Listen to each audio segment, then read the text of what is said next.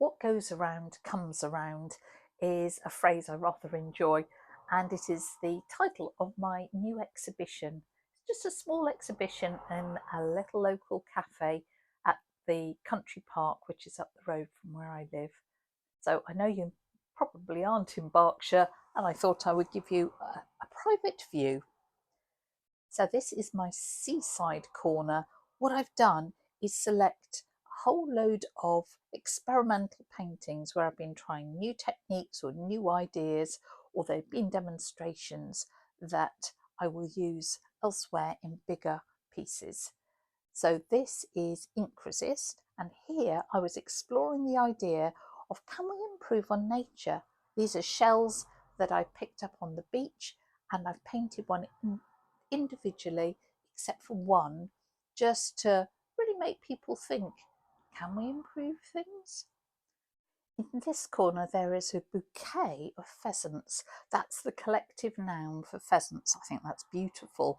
And I was exploring using gold leaf and texture with my ink and watercolour paintings. So I've tried to select a different pattern, a different texture for each bird that complements the bird. And I rather enjoy how they've turned out.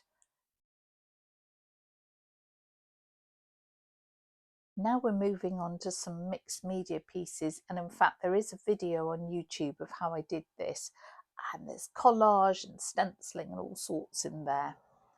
This was my homage to Van Gogh, and seeing if I could use watercolour on heavily textured paper to emulate the brush strokes that he would have used in his oil painting.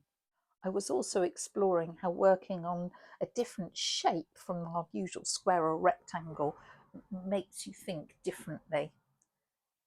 Here is another piece inspired by Van Gogh's almond blossoms. Mine were apple blossoms, and the round and round the garden bear piece.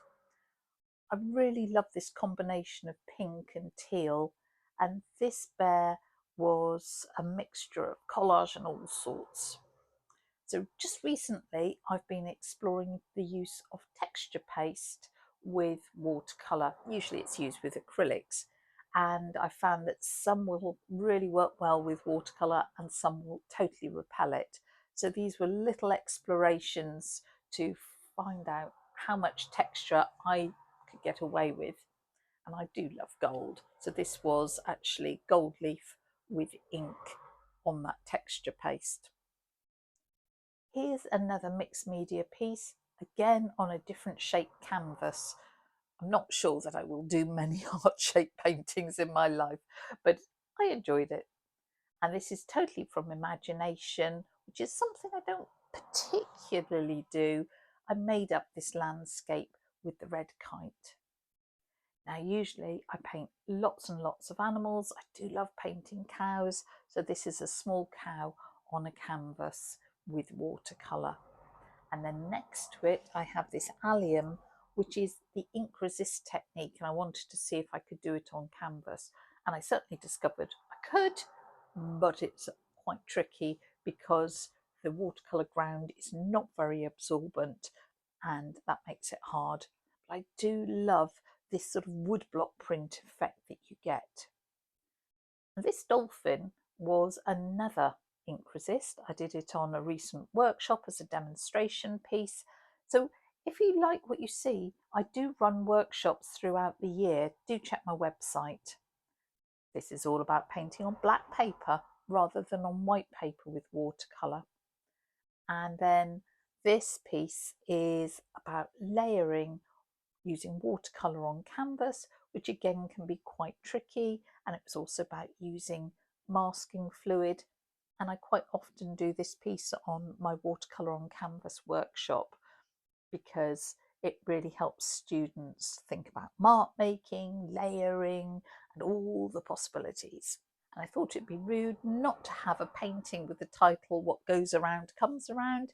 So this is mixed media with collage, painting, printing, texturing, stenciling, pretty much everything I could throw at it. The exhibition is on for the rest of July. If you've spotted something that catches your eye, just give me a shout and I'll tell you how much it is, because they're all for sale. I could always post it to you. I've really enjoyed seeing the variety of stuff together, and it's almost like putting a sketchbook on the wall with all those ideas that spark my enthusiasm.